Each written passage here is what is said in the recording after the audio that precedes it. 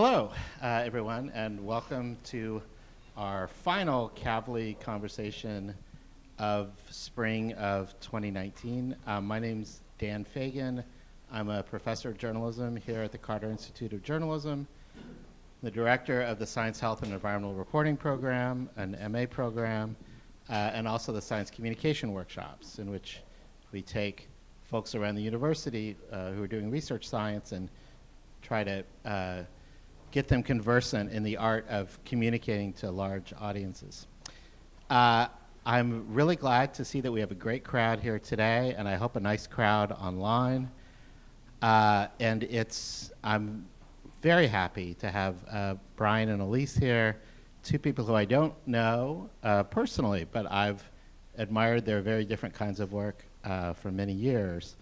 But I will leave it to Lee to do the formal introductions and instead turn it over to Robert Lee Holtz, who is a distinguished writer in residence here at the Carter Institute, and also a science writer, an even more distinguished science writer for the Wall Street Journal. So take it away, Lee. If such a thing is possible. It isn't. Thank you, Dan. Thank you very much, and welcome all of you to, yes, as Dan said, the finale, the concluding session of our spring series of Kavli Conversations on science communication.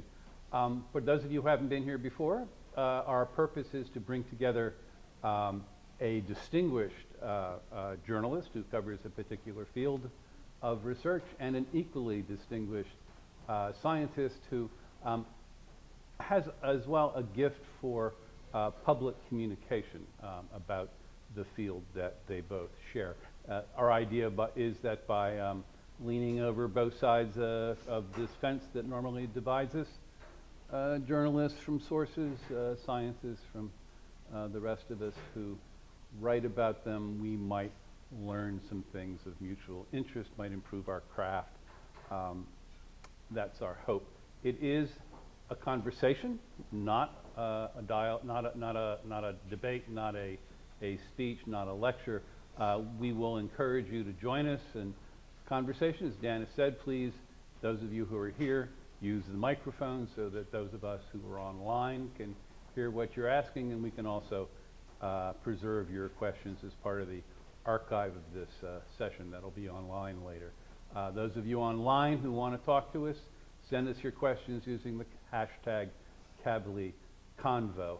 I've been looking forward to this session all spring because we're talking about how best to cover what surely I think we can admit is our favorite subject in science journalism, which of course is me. Well, and you too. We are fascinated by our reflections in the mirror that media and science hold up to us.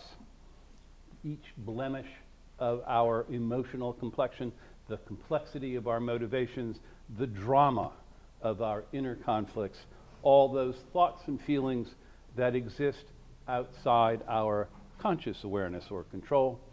This is a rich stream for science journalists fishing for news.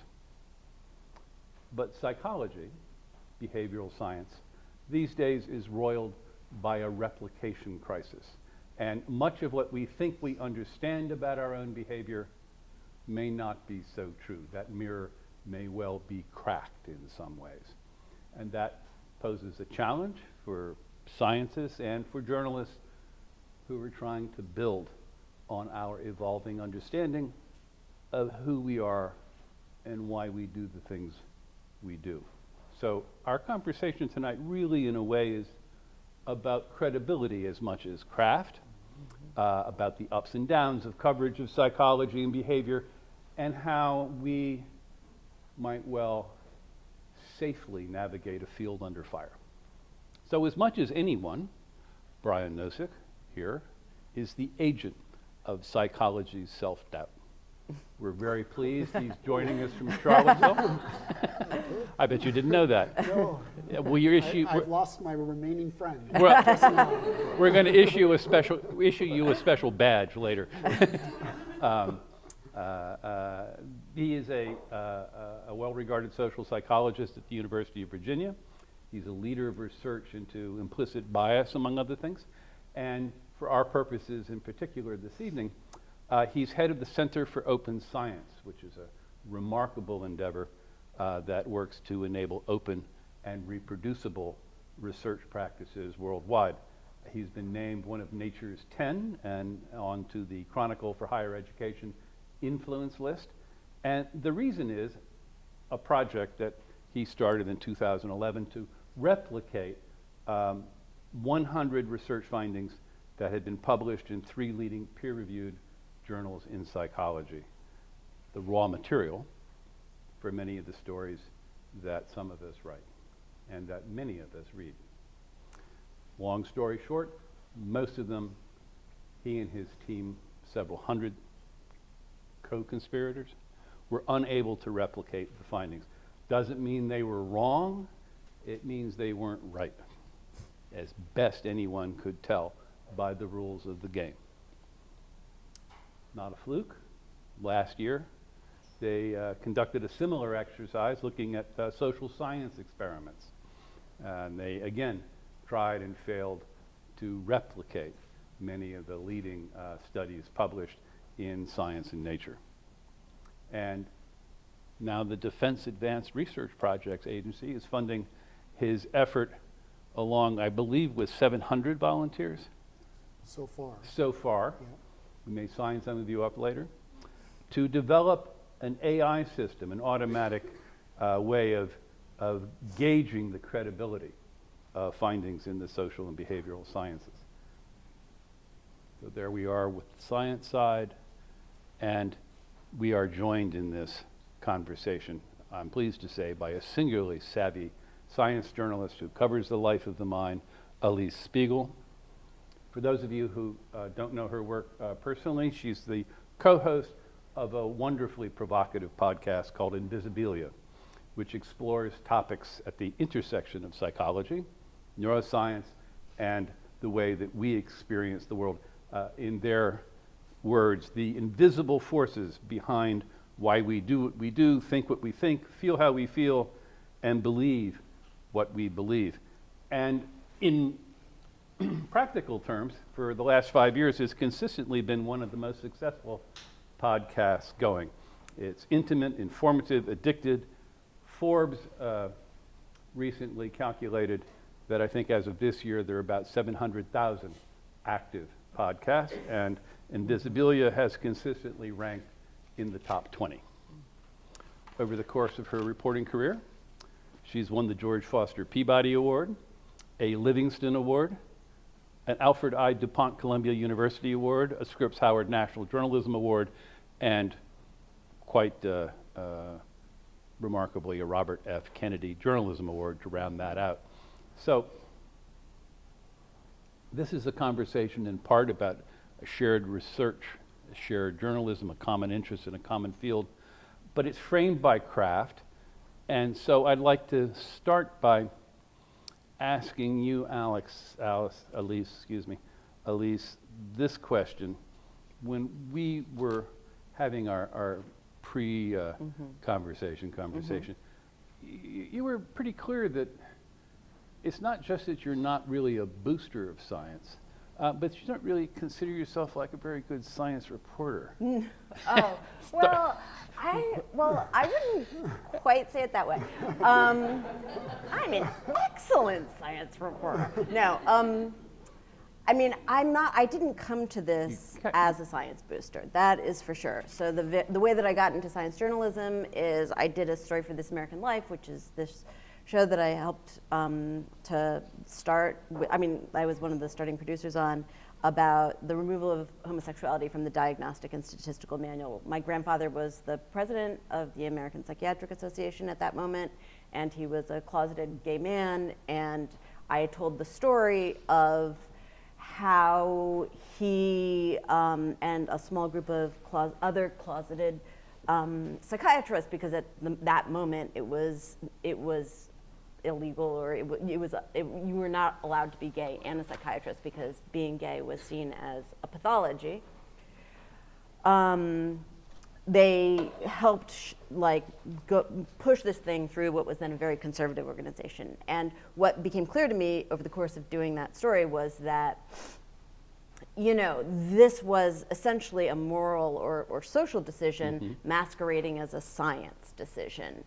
And because science carries a certain authority, people just kind of bow to it. And I found that troubling. And then I went on, the second story that I just happened to do in the area of science and psychology was about the recovered memory movement, which you probably are all too young to remember. But in the 80s, there was this thing where they had this idea that the way that memory works is it works like a tape recorder.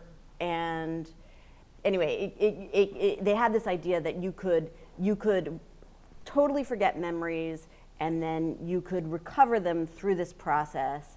And a lot of kind of therapists found this idea very interesting and engaging, and they recovered memories that were in fact false, and recovered memories of horrible abuse.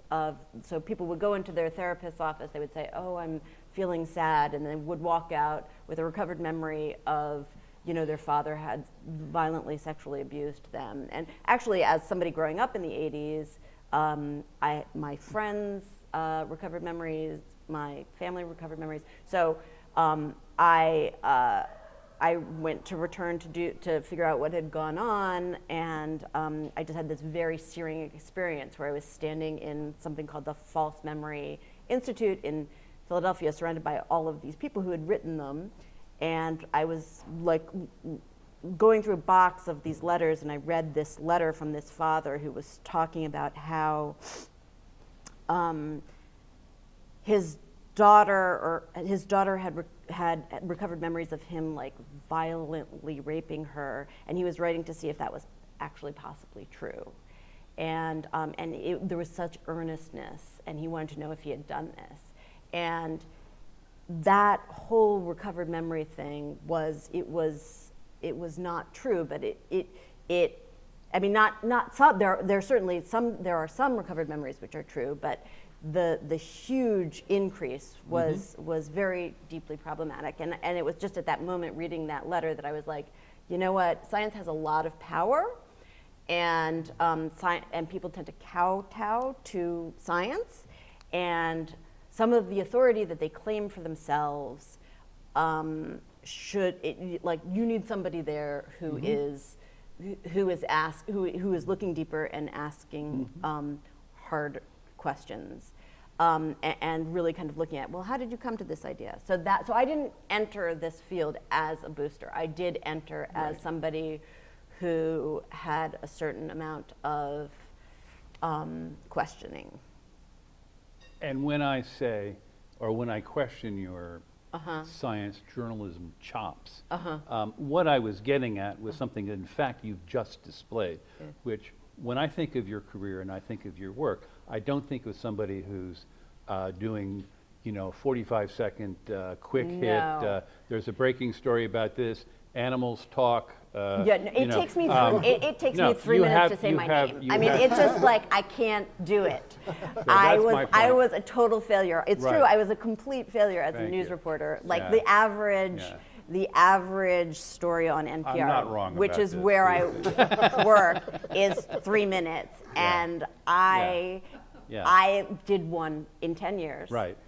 I did one. You managed to avoid this for a decade. One, yeah. No, okay. Because I have this, I need a lot of context in order to feel comfortable.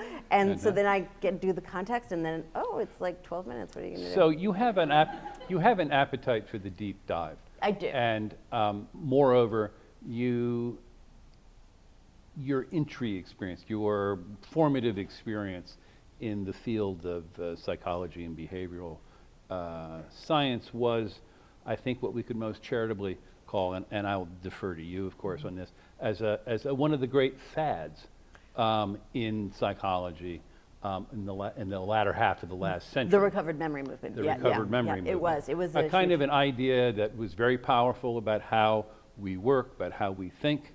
That kind of came and went. Yeah. And of course, in this instance, caused a lot of damage in its passing. So what I would ask as a lead in to you, Brian, using this just as a quick example, is this particular phenomenon that she just talked about had claimed public attention so much that a father's actually writing a letter to a stranger to ask if, in fact, that he really did assault his daughter, because of course he has no memory of this, but he's deferring to expertise.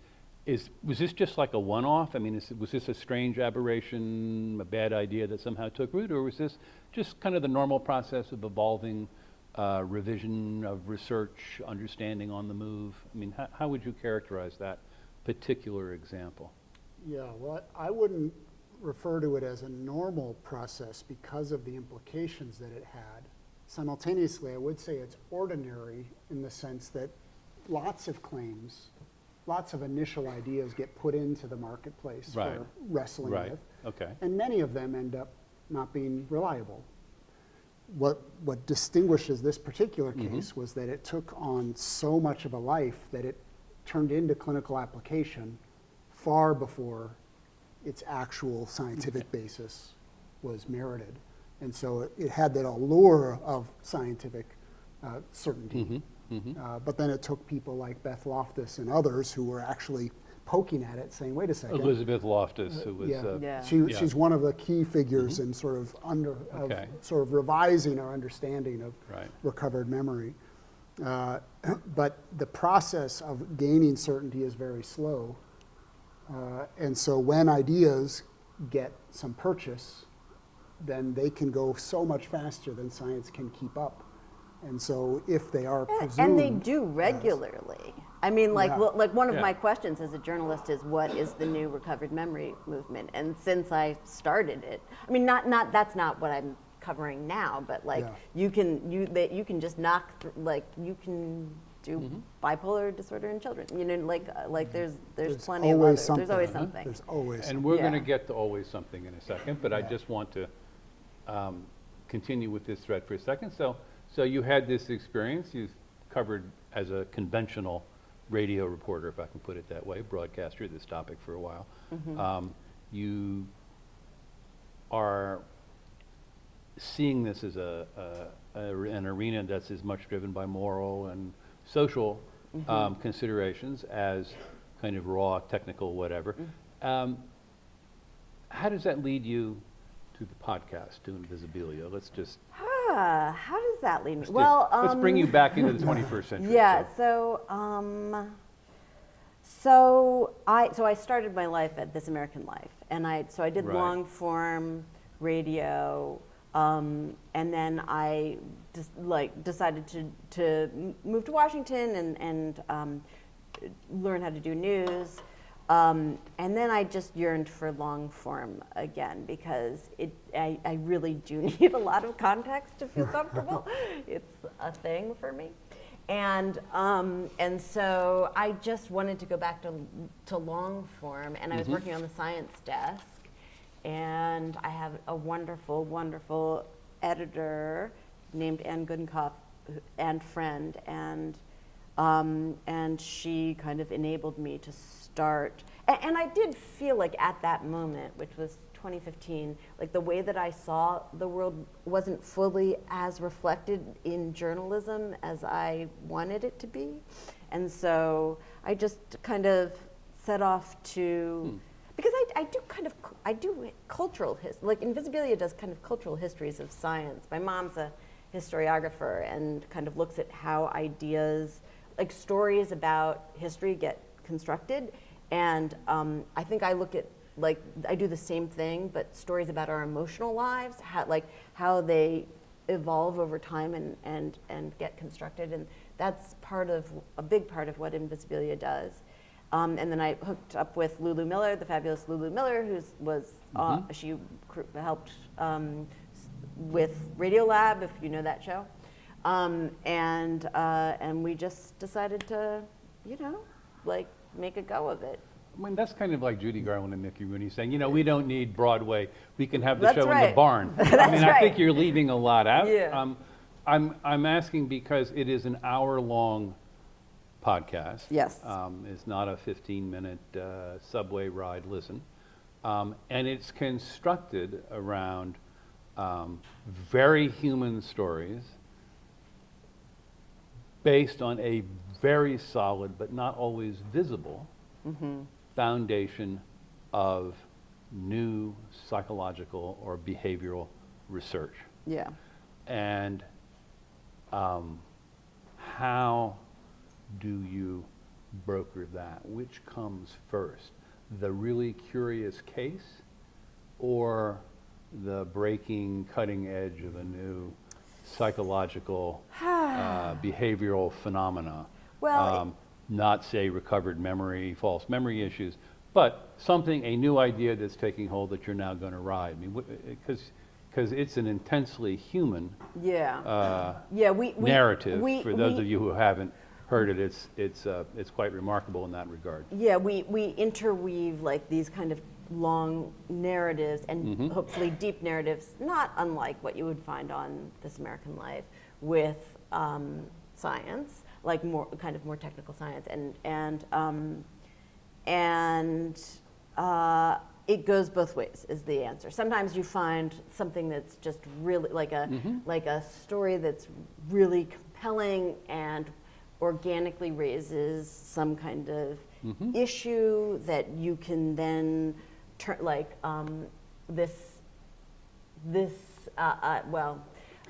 about to like that, and then sometimes, but I typically start with the science is the truth, and then I find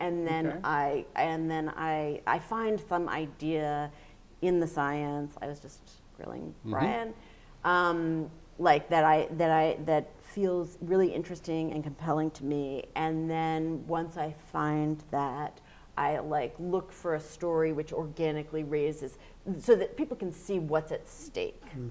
You use the narrative to hook them and show them, here's why this is important. And then they have patience for a highly kind of technical deep dive that I personally feel like for an audience which is as broad as our audience, because we get between 1.5 and 2 million people per episode, and they're not scientists, if you can really use all of your powers as a storyteller to hook them into it, then you can do a very kind of deep dive on the science, and they understand why it's important to their lives. So your raw material, if you like, are research papers and case studies. Yeah. How do you and your colleagues, I'm teeing up Ryan here, how do you and your colleagues vet your research? I mean, how do you decide, you know what, this isn't like that terrible thing that so scarred me? Yeah, Elise, no, I'm always on the lookout when you for first got started, and that you clearly in some ways are still haunted by the terrible train wreck of a thing that was. How do you sit down and go, well, this looks really cool. We could do a story about a young woman who has an electrode planted in her head to control her OCD and her depression. I bet that would be really something to listen to. How do you decide that the person who's conducting that research is not a little too far out on the fringe? How do you make confidence for not just you, but for the people who will be listening to you? Yeah. Okay. So that you're referring to this story that actually we just did about 3 weeks ago, which was about I cover one of the things that I do or we have done is in the show is we cover experiments that are taking place. That one I do have a ton of fear about.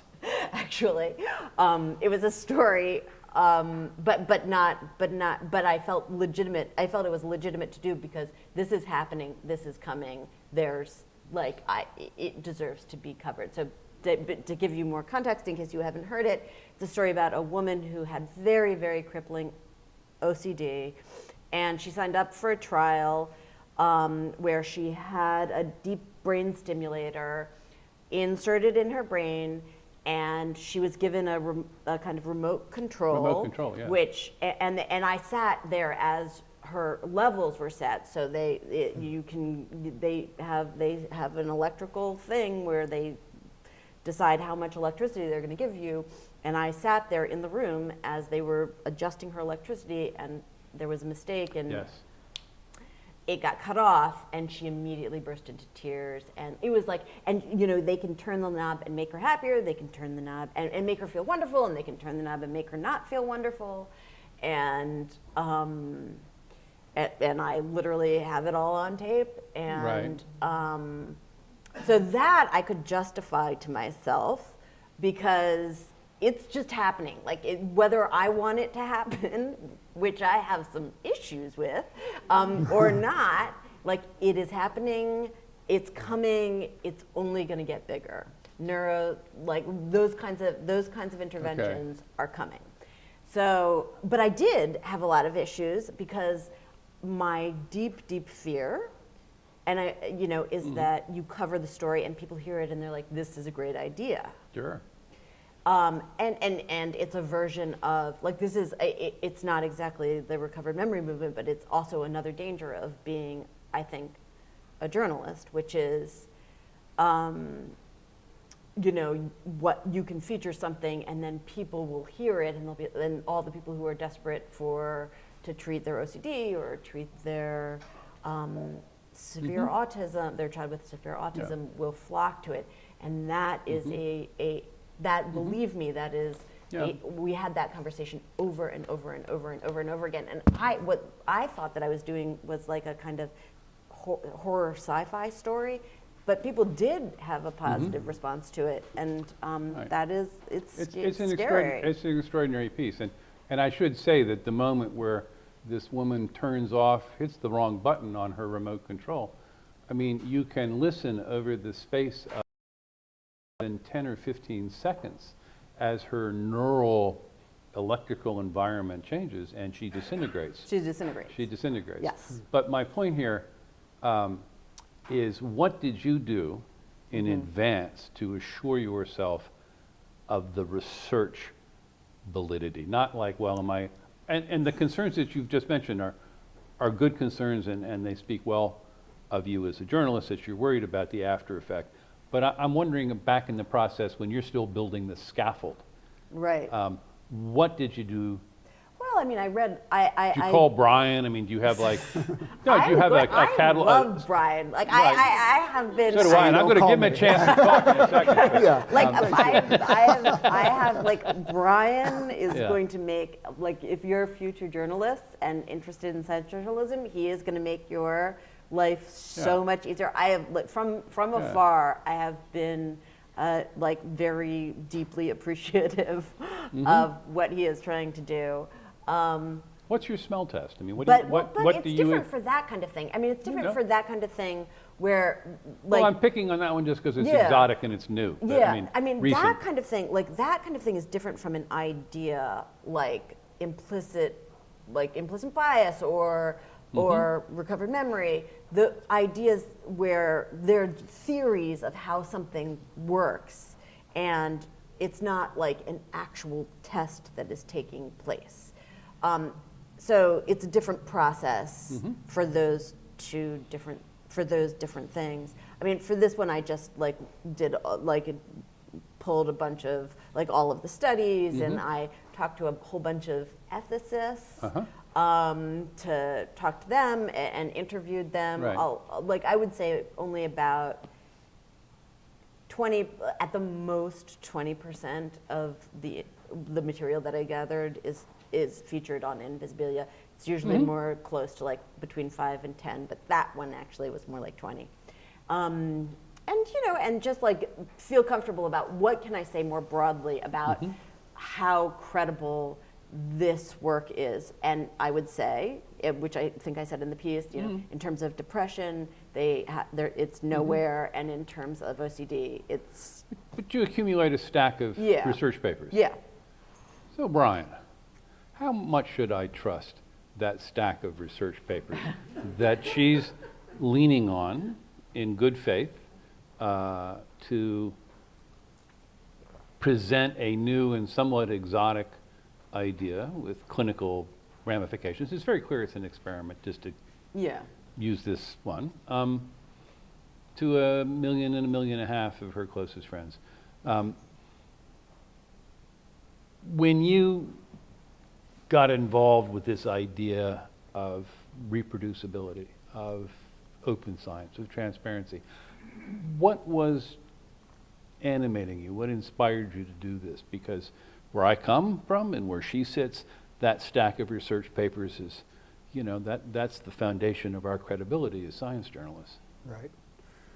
So my interest emerged in this in recognizing that there is not good reasons for being wrong, in addition to the good reasons for being wrong. Science is wrong a lot, and that's a good thing, because science is pushing the boundaries of knowledge and testing out new ideas that could be true, and if they were true, that would be amazing and would change our understanding of everything. And we want that assertive science that is progressively looking for what the possibilities are that may help us transform. And to do that, and to be assertive on that, we need to be wrong a lot to take chances. So that's the good part of error in science and why we should be cautious about interpretation of any evidence. The challenge that became evident, and not evident by me, evident by people who were looking at this issue in the 1960s and 70s, was saying that we can also be wrong for bad reasons.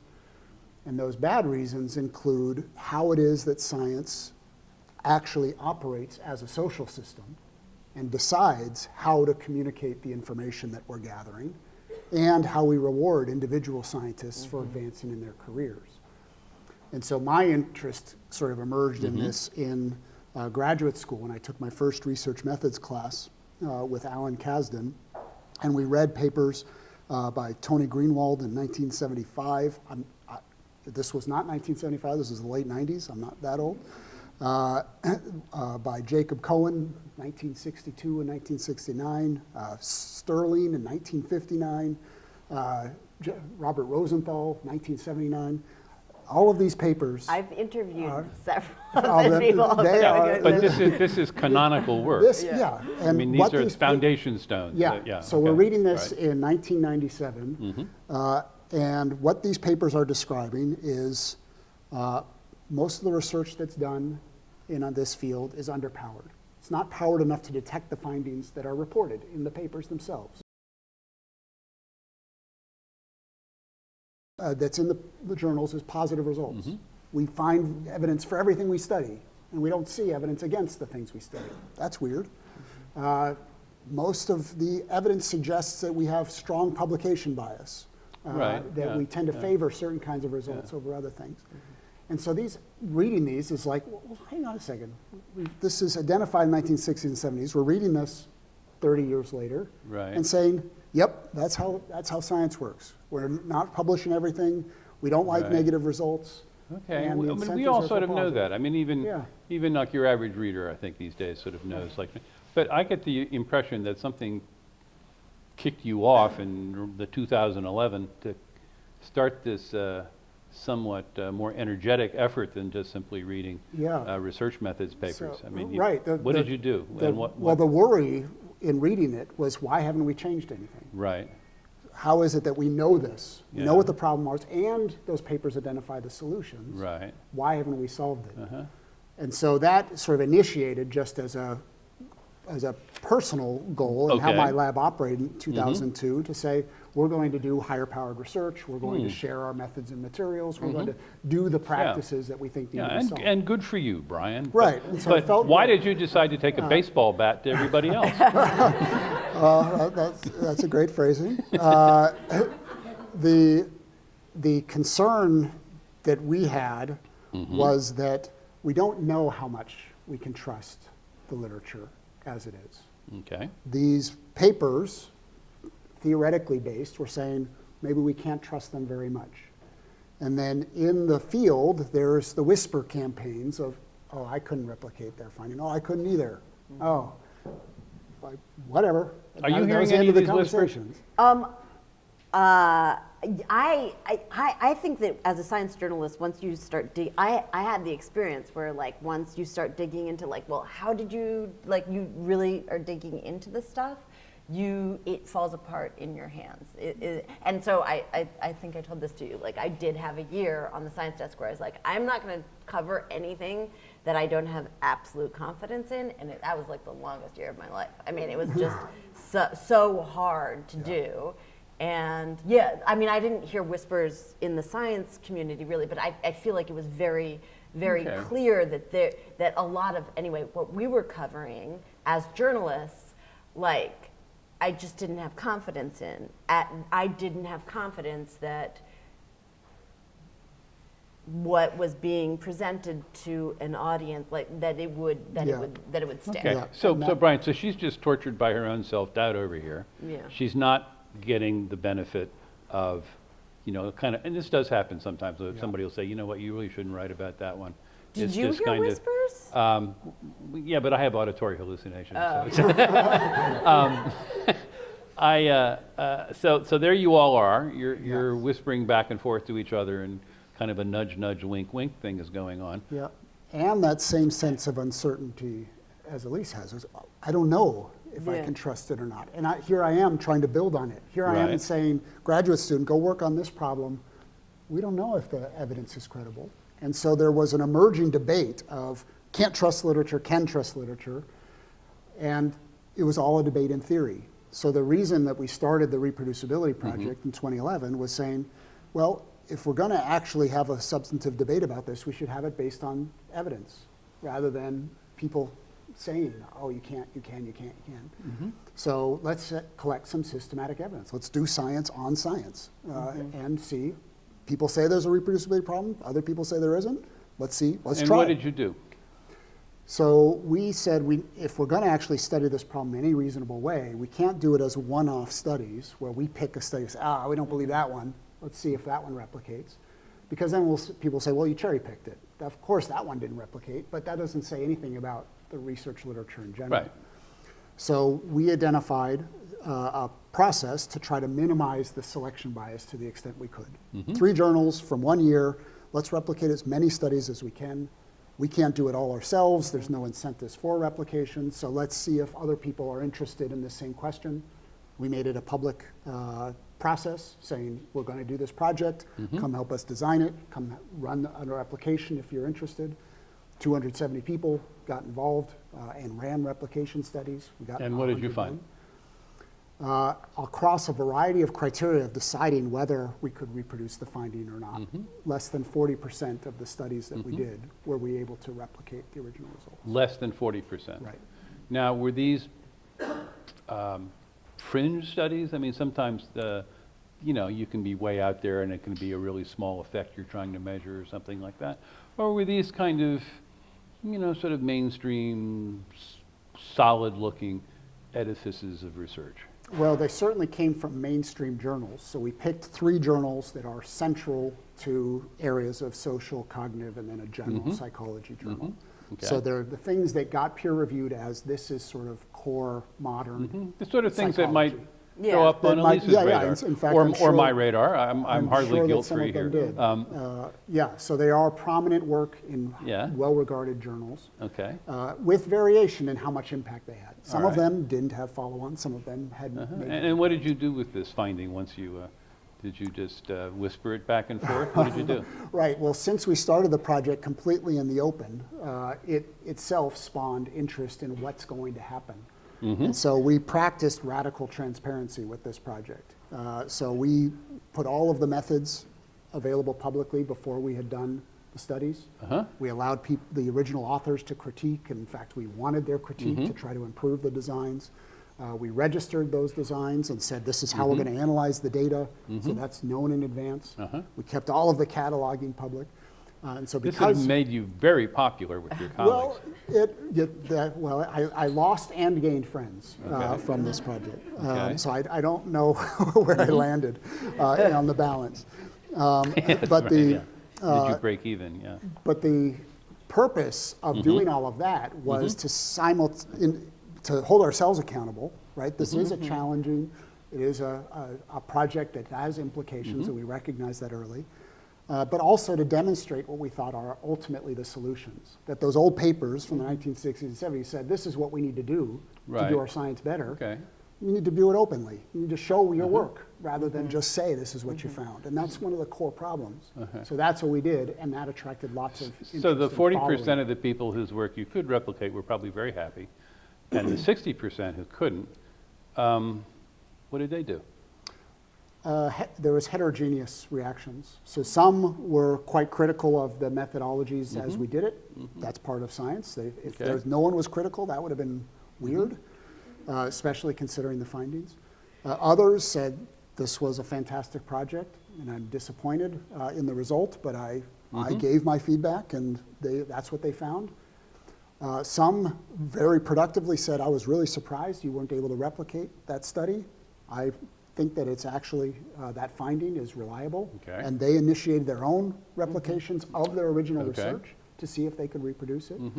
And then more broadly, it just turned into it helped to spur this discussion that had been having ad hoc of people saying, I think it might, into let's ground this debate in some data. You know, we are in an era where I think there's a broad perception that many fields have issues with reproducibility. Yeah. There have been, there was a famous thing a couple of years ago, not so long ago, where, a group tried to reproduce a bunch of pharmacological studies and couldn't do any of them. Yeah. So is this something that science has a problem with, or is this particularly acute for psychology? We always divide up things into hard sciences and soft sciences. I'm not really sure why we characterize them that way, but you're certainly familiar with that phrasing. Yeah. Well, psychology is just a bit mushy anyway. So is this problem particularly acute for psychology and the behavioral sciences, or is this... So we don't know with any degree of confidence, but there's good reasons to think that it is pervasive across the sciences. Yeah. And those good reasons to think that it is because the incentive structure for researcher advancement is common across different disciplines. I need to publish as frequently as I can in the most prestigious outlets that I can in order to advance my career. Get a job, keep a job, advance. But of course, only certain kinds of things are going to get published. I'm more likely to get published for novel, positive, exciting, tidy results. And those are hard to get when you're studying problems you don't understand. So that incentive structure is pervasive. And because I have lots of discretion, whatever my discipline is and how I do my research, what of my research I report, which subset of analyses I report, I have lots of opportunity to make my results fit.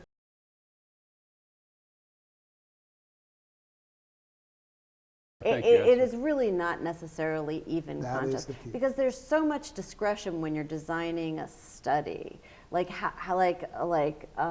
I will say I primarily do human behavior, but every once in a while I'll walk into to non-human behavior. Like I did a whole story about osteopenia and the creation of osteopenia, and I do see the same things whenever I wander outside of my little silo.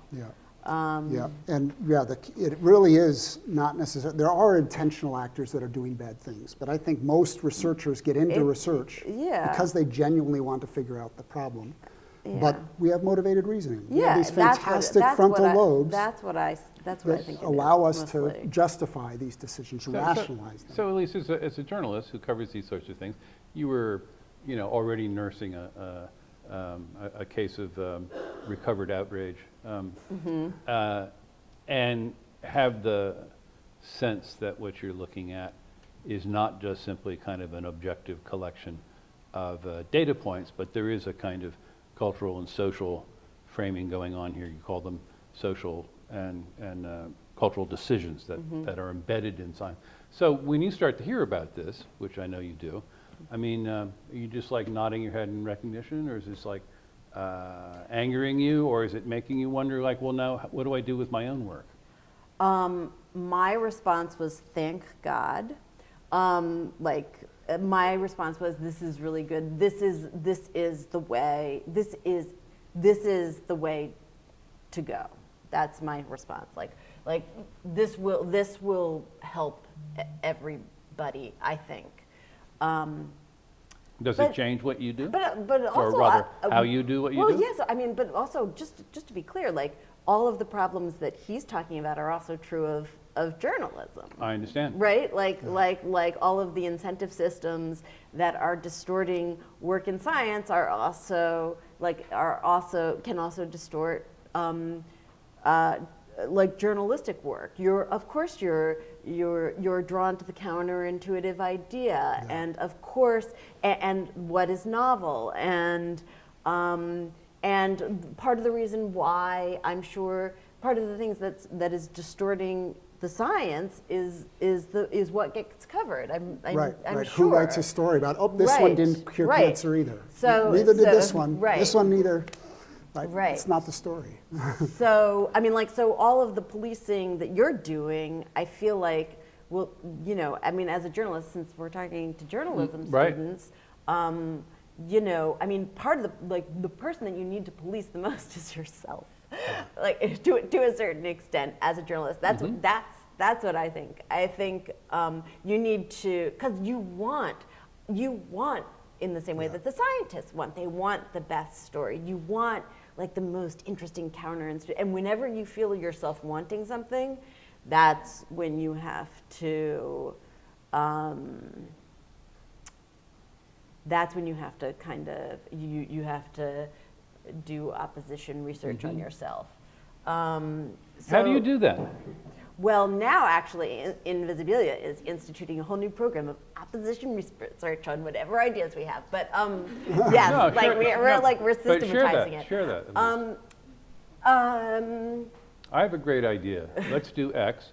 How do you deconstruct that? How do you kick the tires? How do you decide? Okay, how do you so- turn it upside down and shake it to Well, see what falls off? we have a variety of things that we do, but we actually in the wake of actually this season, we're instituting a new series of things where once you propose an idea, you have to literally opposition research it and find all the holes in it, just so that your research can, like, just so that like during the reporting process you can address what you need to address. But in addition to that, we're fact-checked. We have like a whole fact-checking situation where like we're fact-checked by outsiders and we're fact-checked by insiders, and then we also have a situation where we put all of our work through people, and then that's the role of the editor. Slow down. Yeah. You have outside fact checkers. We do. That, Who are just they? like Who are magazines they? mostly do. Is it a staff that you hire? These are contract journalists who do fact checking, or Yeah, you no. taking it to people like Brian and saying, Well, I do take it to people like Brian sometimes, but we just hire outside fact checkers, like the kind of fact checkers that Okay. you find like for the New Yorker or All right. or GQ, are two of the, or the Atlantic, are two of are three of the institutions that like have a very a rigorous process. So we hire people to review our work, because at a certain point you can't trust yourself, and you also can't see your work. That's a big problem. You can't see all of the assumptions that you've made. And so you need external, which I'm sure is like part of the idea of open science, is you need fresh eyes, because you are incapable of seeing all of the assumptions you've made and you're just too used to it. So that's why we hire outside people. Okay. And then we have a group editing process where we bring in outsiders who hopefully challenge us, and then like it's also the job of an editor. right, because see, some of this sounds like, well, this is just the normal nuts and bolts of vetting any story for publication. You know, are the names spelled right? I better Google all of them. You know, but have you added a new extra dimension because of the light that Brian and his colleagues have of late shown on the fundamental fragility of the findings? You mean, That's have we if I can put it responded that- to Brian Have you responded to specifically? this sort of thing? Because I can tell you agree with it. You're very enthusiastic Yes. about it. we haven't responded specifically to the kind of work that Brian is doing. I mean, like you evaluate. I mean, I also have to say that a lot of invisibilia work is you're showing the kind of intellectual evolution. So you're not saying this work is good work. You're showing there's this idea, there's this idea, there's this idea, and here's how it evolved. So that kind of so you're naturally getting a kind of distance from it. But yeah, I mean, I don't know that but maybe we can work with you and you can review it. Sir, you've been very patient. May we have a question? Yeah. Sure. No, my question was regarding issues relating to the conscious mind versus the unconscious or subconscious mind. Yeah. I knew a woman who I became, in retrospect, convinced had been molested as a child because she said she had dreams there was a man in the room. Dreams there was a man in the room. So it was obviously suppressed memory, I believe.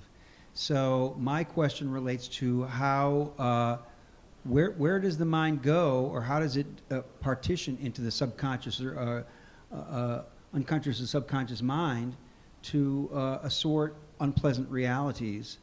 And how does science account for these kinds of things, that fugue states, this kind of a thing? Yeah. Well, those kinds of things do exist, and I don't mean by saying that, you know, when I covered the recovered memory movement, I'm not saying that those things don't exist. I'm just saying that at that moment it became a huge fad, and people were pulled into it. So your question is, how does the mind do that? Are you able to speak to that? Yeah, this is some of my area of study in implicit please. bias, thoughts and feelings out of awareness and control. And so a general answer is that our conscious experience does not observe the operations of our mind, it only experiences the output.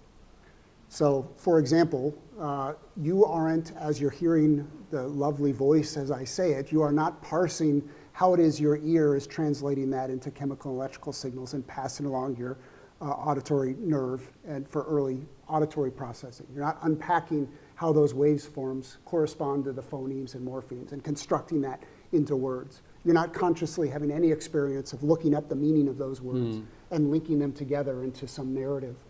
All of that is being provided to you by unconscious processes that become a conscious experience. So what our mind has developed an incredible capacity to do is relegate much of our operations of understanding the environments around us to the unconscious. We don't have to have any conscious experience of it. It's sorted into a matrix of previous experience. Yeah. Yeah. They parse it out, sort of. Yeah. The mind kind of parks it someplace or unpacks it. Right. There is, the way you're describing that is a very sort of motivated unconscious, and certainly folks like Sigmund Freud liked those kinds of concepts. The modern evidence is not great to support that kind of way of thinking about how memory works. It's not that suppression doesn't occur, but that it is a very limited case of suppression rather than the exotic cases of I'm trying to suppress these things because of they're challenging to my ideals and Okay, motives. good. Thank you. And maybe you want to follow up afterwards, or you may have more you'd like to talk to Brian about. I want to pick up the thread here for a second. So you did this in 2011, and you deconstructed and did the big takedown and whatever. But then you felt obliged to do it again, and with the more recent study. I mean, you're now adopting this as a cause. This is... So no study is definitive. Right. Neither was our big one. Right. Aha, So so we did 100 fair enough. replications. People said, well, you got to replicate Okay. that. Does it replicate? Okay, fine. All right, how Right. far down do we have to go? But what it raised in that debate was very, very legitimate questions. Why is it that we failed to replicate? Was the original study wrong? Should we not trust it? Did we screw up because we just did a bad job of it? Did we unexpectedly identify boundary conditions of, well, the original finding was right, our replication was right, they just tested the problem in different ways? So there's lots of very useful debate about what the causes of irreproducibility are and the extent of the challenge. So we did that replication project on papers in Science and Nature. And we've done now, 3 of them are published, but we've done 5 many labs projects where we take the same finding and we run it in dozens of different laboratories. Get the same procedure and see if you tried it, if I tried it, if you tried it, do we get variation in the results because of our different skills or the different samples that we draw from? Because there's lots of open questions. Maybe it is that you did in Ohio, I did in Virginia. So as you have deepened your own personal understanding and experience of the fragility of the research that your own work is founded on, in addition to our reporting, do you deal differently now with journalists who approach you? I mean, on a story, do you have a set of techniques now that you want to trot out to make sure that we don't make the mistake of trusting you too much? That's a good question. So I do have a style of engaging with journalists, and it's because I have directional goals. I have some understanding of the phenomenon that I study, and I have also all of that understanding of the limitations of our work.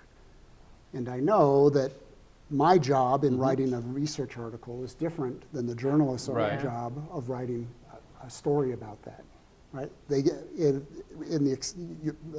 Alix's experience is the exceptional case, and those are really great because we can unpack all of the context. But most of the journalists that I'm engaged with, they have fewer words, they have to use simpler words, they can't provide the context, they don't have the depth expertise in that domain that I'm studying, and they don't have colleagues that they bounce things off like I do when I'm writing a paper.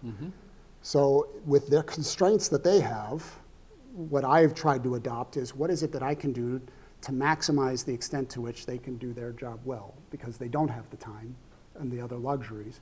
And it's really in my interest to have them report it as accurately as possible, with the exceptions. So what some specific things are is anticipating that all of those constraints are there. So provide a framework in how it is I share the information. What are the priorities from my perspective of what this work means? Like, what are the 3 most important things, most or important what's the? Yes, exactly. And help them sorting through that paper, right? The paper's complex, and they have to come to some understanding. A second is to make very explicit what it does, what it means, and what it does not mean, right? So, for example, where in discussing reproducibility, sometimes a journalist would say they failed to replicate some findings. Others would say it was the original finding was irreproducible. The latter is wrong. It wasn't irreproducible. Could be someone else could reproduce it. It's in this case, we failed to replicate it. So anticipating the kinds of things that are easy to get wrong, because those are subtle distinctions, but they're fundamental, is important in how we communicate, say what it isn't. And then a third element is giving the journalists as much advance warning as possible that the paper is coming. So for some of the things we know, like the reproducibility project, we knew it was going to get a lot of attention. And so we set up to give people as much time as possible. Cover it or not, it's up to you, but we just want to give you warning and be available to go through those conversations so you have time to really get into it and pull out the nuance that you want to pull out. And then in that day or two around when the paper is released, I wipe my calendar so that I can answer emails within 10 minutes. And that's my target. If I can answer every journalist within 10 minutes of questions as they have them, then I can help actually correct those real-time. It's probably the single decisions. most important thing So- a source can do. Answer the phone quickly. Yeah, because it is fundamental. No, I'm not kidding. I mean, Yeah, and I didn't realize how well that would pay off, because as I've developed relationships with journalists, they now count on me to do that. So I now really have to be available. But there is real substantive stuff that comes up in those last hour before the story has to go to press. And so that back and forth and that they can count on that dynamic conversation really can be useful. And then as soon as their paper comes out, what we do internally is we try to read every paper and then immediately send feedback if there's any corrections to make. So that, and I've never had a journalist say, oh, that was not nice of you to do. Almost always they say, oh, thanks. And that is both with any errors, but also then any links to additional deeper dive information. They're not going to be able to cover everything.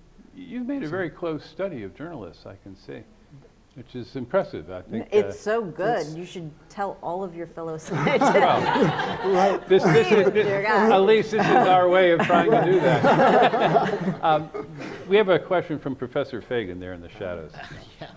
Yeah, I just want to say, first off, Brian, I'm in love. Like 10 minutes. That's unheard of. I know. Yeah. But it is self-interested. Yeah. So that's Yeah. the thing. It is, Yeah. but I very think few scientists don't realize. Very few of our sources understand that. So I wanted to follow up on something that Alix said. I remember feeling the same way when I started hearing about this reproducibility problem. Like, you just feel paralyzed, like, oh my God, we should just not cover any of this. But really, that is, of course, not an option. You know, theoretically, we could, as individual journalists, say, well, we're not going to cover a study until it was reproduced. We know there's not a chance in the world that that could happen for competitive reasons, for all sorts of reasons. That's not going to happen any more than journals are going to say, well, we won't publish a study unless it's been independently reproduced.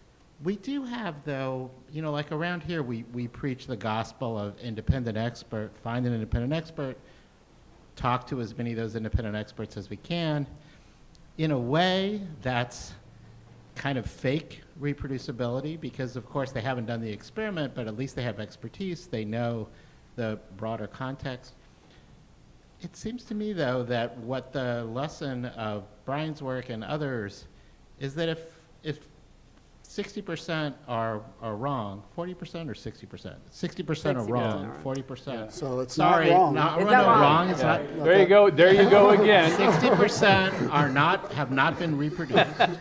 That, you know, there's reason to think that the gospel of independent experts, you know, that what our best practices are not good enough. But I have no idea what the alternative would be. Right. And I'm interested in hearing both of you say, what could we possibly do beyond what the best journalists already do, which is to read the paper carefully, look for independent experts to provide context, try to understand how it fits with what's known. Is there a mechanism? You know, all these things that we do. But it still could be completely unreproducible. And so we'd be misleading our audiences. Right. On that point in particular, I don't think you can do better because scientists have that same concern themselves about how we evaluate each other's work. Right? The entire peer review system is on this exact issue of, I don't know if I can trust that original research. Do I demand a replication or do we say publish it or not? So we're not going to fix the problem of we need to have certainty because while humans really, really want certainty, the reader wants certainty, the scientist wants certainty, the journalist wants certainty, science doesn't provide it. No individual study provides certainty about any conclusion. So we have to embrace the uncertainty and instead of incorporating it as an inconvenience, recognize that's part of how science is a slow progress of reducing uncertainty and not treat it as something we have to figure out how to simplify around, but actually integrate it into the story itself. Well, see, ambiguity works, I guess, in your world, but people like us, forgive me if I'm including you, are kind of in the business of saying, well, here's what we think we might kind of figure out if we just like shook it long enough. No, we're in the business of saying, here's what we know. Here's what we learned. Here's what we found out. My and I have answer a would different be you answer. just have to be really clear about the limits of That's what this can tell a reader or listener or whatever. Like you can build it into your language. I mean, it is a challenge because all of the incentives that work inside, like your job is also to engage people and to get them to and you do that with kind of flashier, clearer, like less whatever statements, Nuanced, nuanced statements. But so that is part of, the high wire act that you have to do. You have to grab them, you have to get their attention, and then you also have to provide, you have to be careful about your language so that, and there is a way to write it. There's always a way to write it. Okay, well, I'm sorry, so this is great, and it's good advice. I feel invigorated listening to you. But what I want to know is, okay, you have like an hour-long podcast. I know. And it's a podcast No, that's true. that's not based on caveats. It's a podcast, and I love your podcast. Truly, you've made me I told her earlier that actually I was listening to one of the episodes this morning on the subway, and I actually got the bud stuck in my ear. So I'm a very dedicated listener. How do you build that into a narrative?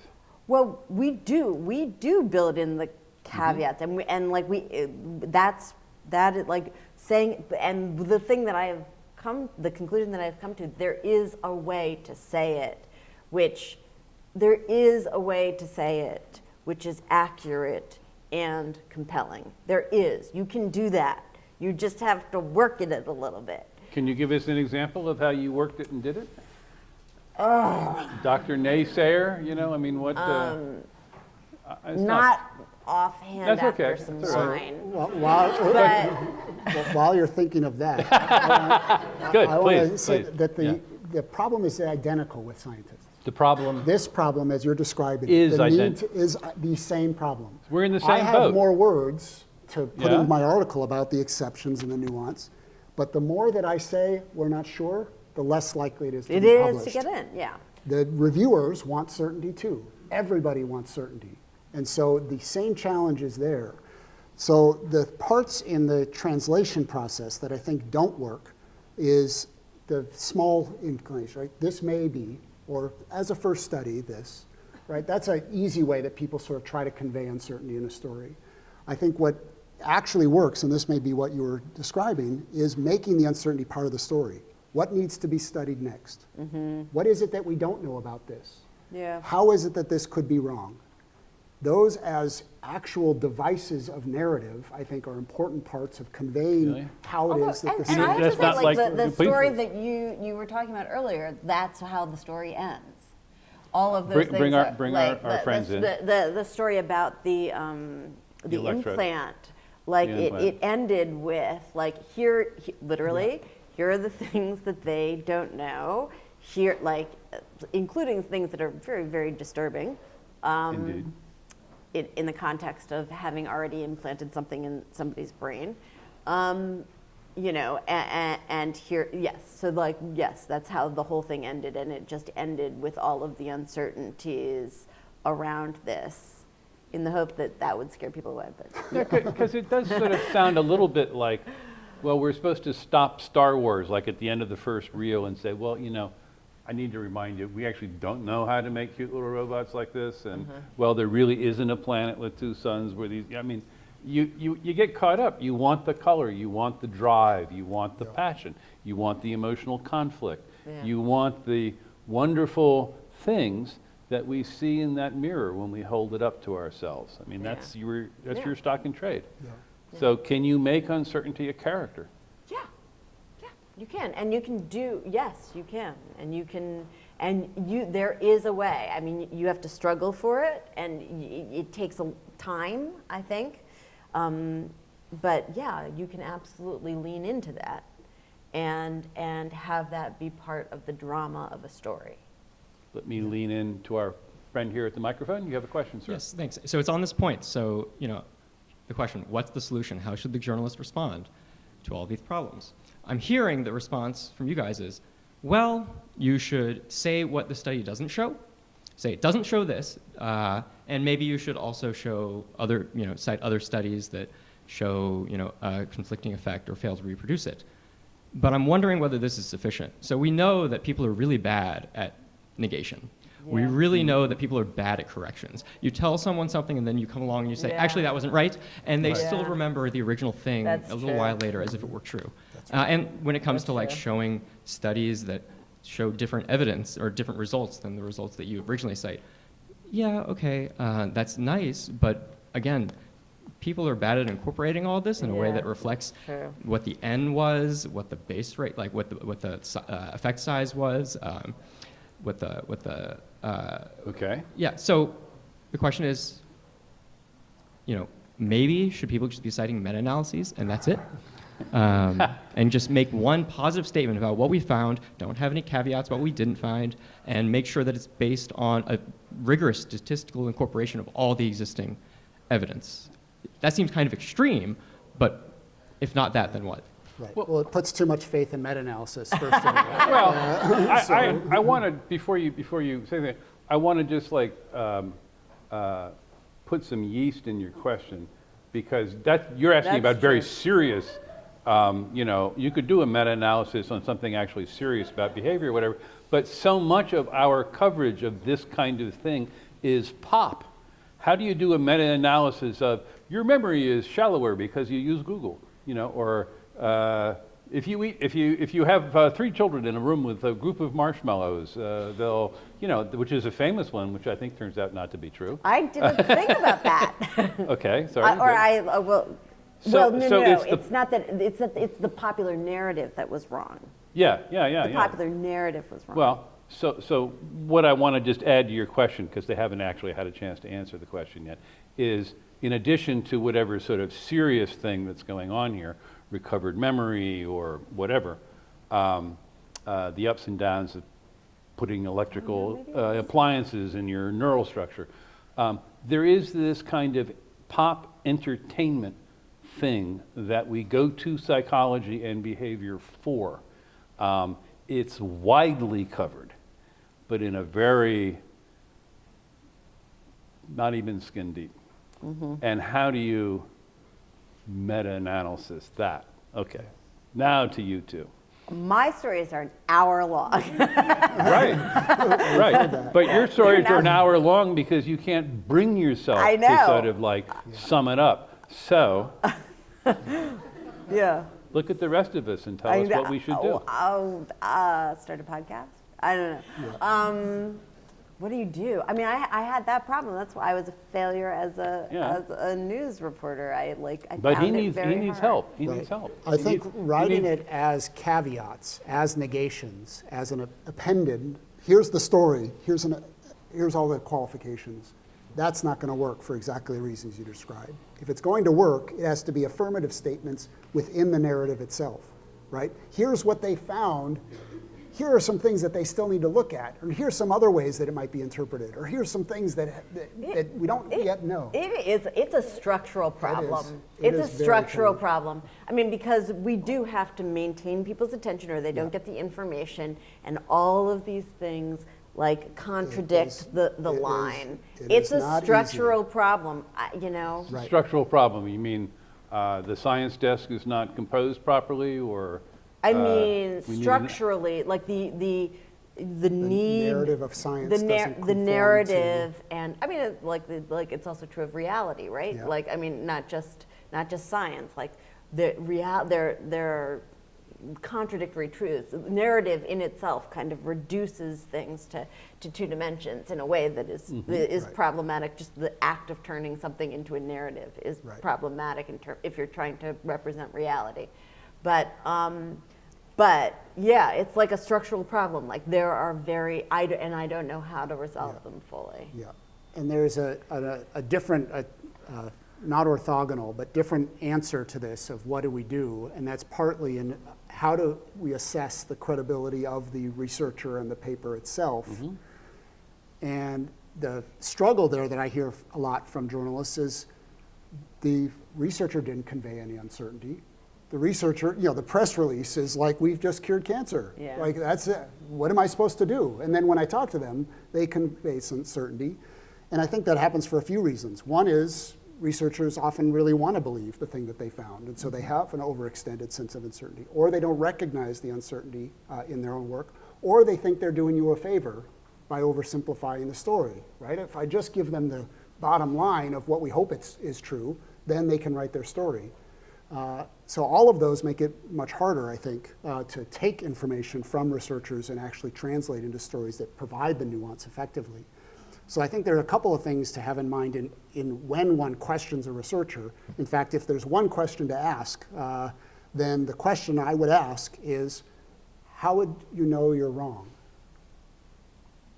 And there's diagnostic information that a researcher will respond with to that question that is very useful. If they say, oh, you're not going to believe this, X, Y, and Z, we're thinking about this and we're doing this, then they've actually engaged with the problem. That instantly, to me, is a green flag for credible source, where they're actually able to engage you on how it is they might be wrong about the claims that they just spent time telling you about. And then that can pull out all sorts of things they might not have thought to tell you beforehand that would be relevant for you to contextualize what the meaning of it is. If they are offended that you asked how you could be wrong, that is a big red flag of they are pursuing an agenda, whatever that agenda is, but they have a skin in this where they can't just impartially evaluate and share their own work. And if they respond saying, oh, I've never thought about that before, I don't know how I might be wrong, that's a red flag of methodological quality, because this is fundamental to scientists questioning their own results. So let's take your question. You've been patient. Thank you. I have a quick question about data. So basically, well, one for each of you, really. So of course, machine analysis is more and more important today in scientific research and in the enterprise, no matter the field. And data analysis is one of those things, of course, that that code does that could be easily reproducible, could be easily be rerunnable. And so my first question is about if that has anything to do with the poor analysis, has anything to do with your results? And then for you, in terms of journalism, if you had access to runtimes and runnable code and whole data sets where you could actually rerun things, would this also make a journalist's job easier so they can do an audit themselves? Woof! You would have to have a lot of resources for that. I mean, I couldn't. But there are journalists who are data journalists who would appreciate that. So yes, and I think that would not hurt. Yeah, certainly there are barriers to reproducibility of not even being able to access the original data and to apply code to re-execute the findings. And then there are plenty of poor statistical practices that contribute to irreproducibility. People not realizing that they've made many comparisons and not corrected for the number of comparisons to get confidence in the statistical inference. Not realizing that the data, as they looked at it, was informing how they were analyzing the data, which reduces the diagnosticity of the statistical inferences. All of that happens. But even solving it on a reproducibility level of being able to re-execute code and find the same finding doesn't solve the problems that occur earlier, which is what are all the choices that I made that led up to the final code that I used for the paper. So I can have a paper that's extremely reproducible, but I analyzed it 10,000 different ways and just showed you the one way that looks best and reported that as the code. And that part is a harder problem to solve and requires pre-commitments to how it is we're going to approach our data, let alone showing transparently. So we've been kind of talking about reproducibility and change in the ideas of behavior and psychology. And Alix, I'm wondering, invisibility is like, what, in its fifth year? I mean, it started in 2015, so four or five. And your entire catalog, because each episode is kind of a self-contained, hour-long deep dive into something, is out there on iTunes and whatever. I mean, it's there forever. Mm-hmm. Do you find, because you've been out there long enough now, that your well-informed conventional wisdom of, say, 4 years ago has now been overtaken by just the natural champagne bubble of new research, and you've been overtaken by revision? Yeah. And what do you, I mean, a couple times. What do you do?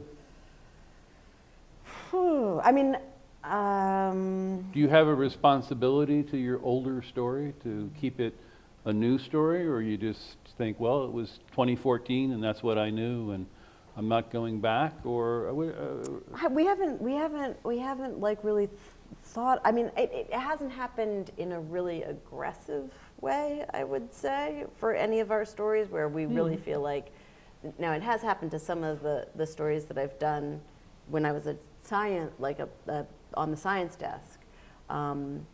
But we haven't done a thing that is now like thoroughly debunked, except for we did do the I mean, well, we did but at the time that had already been debunked, and anyway. Well, but Words. I don't know what that was, and it looked like it was really interesting. Yeah. So would you want to run the tape back and just explain that to us? So you're like, I was thinking that we did do a story about the marshmallow experiments. Okay. Does everybody know the marshmallow experiment? But the story that we told about the marshmallow experiment, this was when the man who did that work, Walter Mischel, was still alive. He has since passed. The story that we did was the kind of broad narrative that you've learned about this was not correct. That's not what it showed. But I think that even more recently, you're right.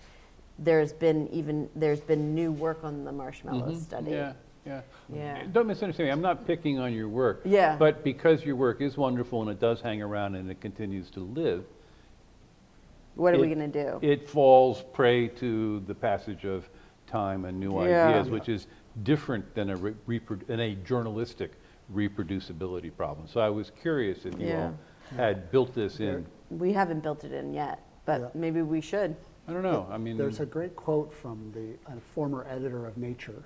He was asked by a journalist, I presume, how much of the science in Nature is wrong, and he said all of it. And his point was that science right now, the models that we have of the world are all wrong. Right? Yeah. Even the ones that are super successful are Yeah. wrong. Right? Newton's laws of mechanics are wrong. When you speed up really, really fast, then they break down. And Einstein showed how it is they break down. Einstein's theory of relativity is wrong. Quantum mechanics showed how it's limited and and these are the most successful theories in science.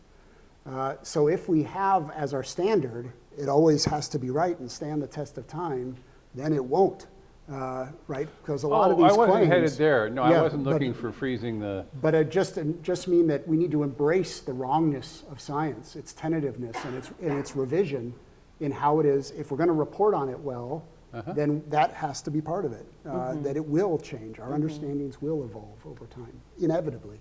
That's how science operates. So surely in the future, as I understand how you're constructing it, we one day may have a nifty AI device that we can run these studies through, and maybe Elisa's stories and maybe my stuff, and I'll get a little readout that says, "Don't read this; it's wrong." Can you just help us understand the future of reproducibility AI?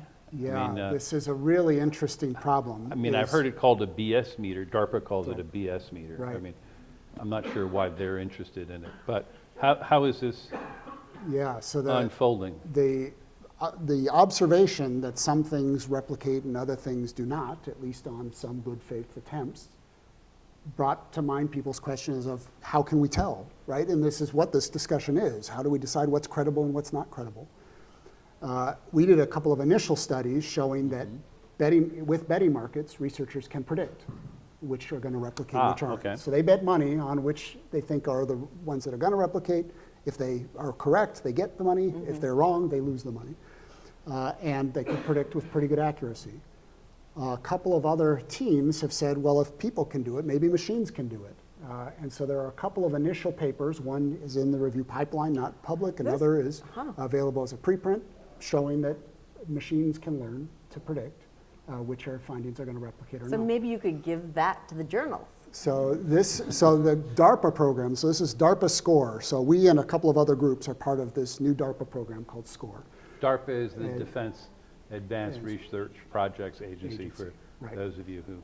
Right. And so the goal of SCORE is to say, can we create scores automatically for every research claim? So that you open that paper to decide if you're going to report on it, and it has a 74, or it has a 27, or it has a 92.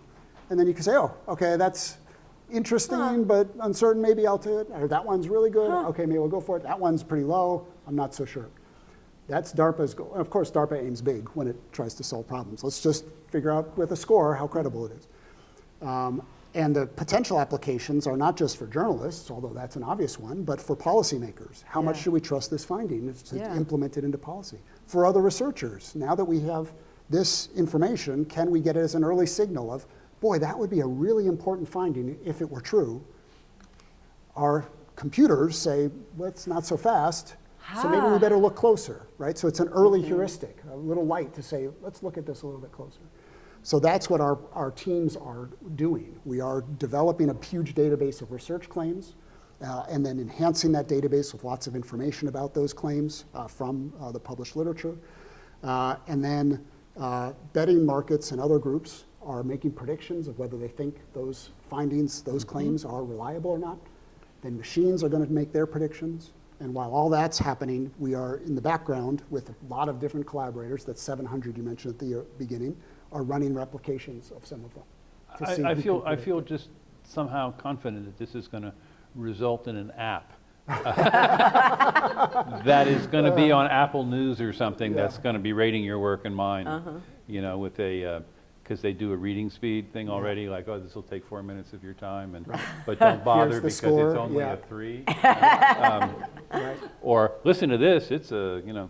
So, Alix, I wonder, some of us don't cover behavior and psychology full time the way you do. Some of us don't have the kind of attention span that you're able to devote to some of this. For those of us who are in the business of the quick hit, what would you tell us to stay out of trouble? Oh, to stay out of trouble? Oof. I'll put our foot in it.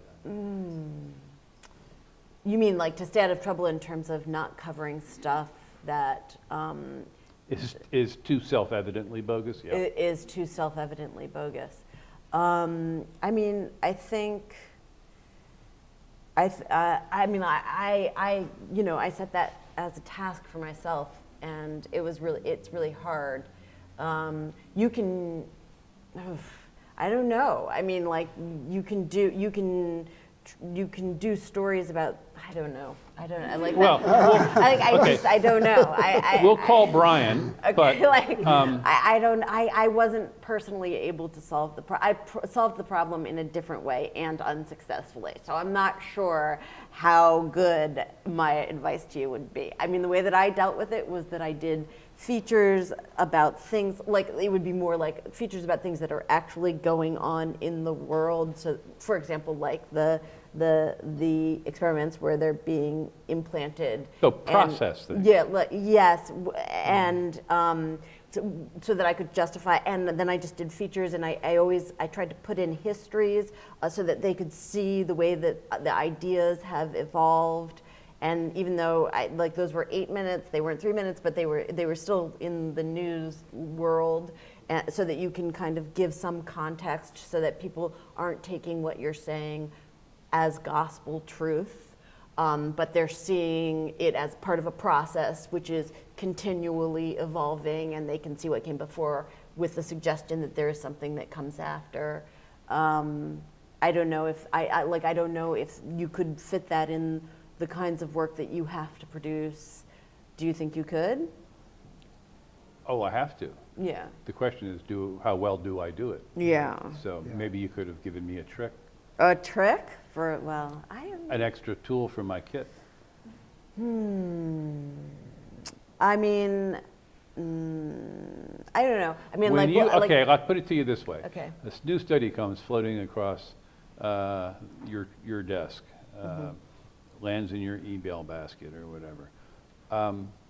What sets off your alarm bell? What triggers your stay away alert? What makes you skeptical? I mean, if it seems too good to be true. Yeah, if it seems amazing. too good to be true, Right. then it's probably too good Right. to be true. Right. It's the probably not stories true. that we want to write about Yeah. are the ones that are the least likely to actually be reliable. yeah. Because they're amazing. This, even in the prediction markets, what the bettors would say is their dominant heuristic is, if it's counterintuitive, I bet against it. And that was a although that, successful like your heuristic. own work, so he's Right. famous for being involved in implicit bias, which is you're racist and you don't know about it, which was very counterintuitive at the time, wouldn't you say? By the way, have you ever like tried to reproduce your own work? Yeah, all the time. How did it? Because we have the luxury of doing it because millions of people come to our website and do our studies. So we were. And how we does were your able own to- work? Really stand? good. Really? Not perfect, but really good. Really? Yeah. And actually, in the early studies, we strategically would have one of my findings in each of the replication projects so that we didn't look like, and because we weren't trying to target people, we were trying to actually investigate the literature. And so I have I've one always other, been included. can I ask one other question? Make it quick. Okay. The other question, what's the argument against doing open science? What? What's the argument against doing it? So there are a number of arguments against it. So which part of it against it? Because of good practice, you mean? I mean, Or- what is it? So- How does introducing it compromise? Like, what are you sacrificing What do you if lose? you do that? Yeah. What do you lose? So in the current incentive structure, the arguments against it are other people will steal my ideas. I won't get the credit that I deserve for the work that I did. I put all this effort into creating this data set. I share it with everybody, and then they're all going to publish with my data, rather than me getting to milk that data for many, many years and produce many articles.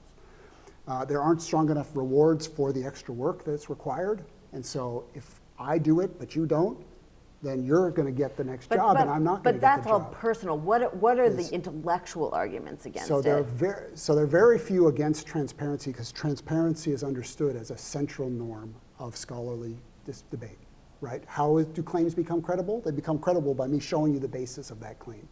So there are very few people that, in terms of scholarly claims, that would argue against transparency.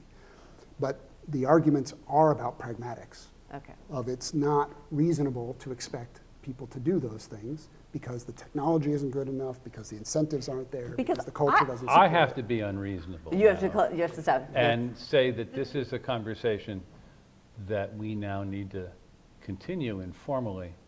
But I just have to conclude by saying, this is a really tough thing to talk about. And it's tough because it sounds so dry and so academic. And yet it is the heart, the blood, the soul, the sweat, the calluses of our craft and our research. And you two have really wrestled with it in an incredibly informative and thoughtful way this evening. I admire a fellow who takes his own medicine and reproduces his own work. And I admire a podcaster who thinks as long and hard about what she does as you do. Thank you. So thank you. Thanks. All right. It's fun.